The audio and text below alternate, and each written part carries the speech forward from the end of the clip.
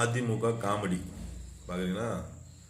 முன்னாள் முதலமைச்சர் ஓ பன்னீர்செல்வம் அவருடைய மகனோட நின்று ஒரு மனிதன் கவுன்சிலர் ஆகிறார். சரிங்களா? கவுன்சிலர் ஆன பின்னாடி முன்னாள் முதலமைச்சர் ஓ பன்னீர்செல்வம் எலெக்ஷன் நிற்கிறாரு. அவருக்கு போட்டியாக இந்த கவுன்சிலர் ஆனார்ல பன்னீர்செல்வம் மகனோட நின்று அவரே போய் பன்னீர்செல்வத்துக்கு இன்னொரு பன்னீர்செல்வத்தை போட்டியாக நிறுத்துறாரு. அதிமுகவோட வரலாறு பார்த்தீங்களா? சொல்லுங்க மக்களே. பன்னீர்செல்வம் மகனோட நின்று ஒருத்தர் கவுன்சிலர் ஆகிறாரு.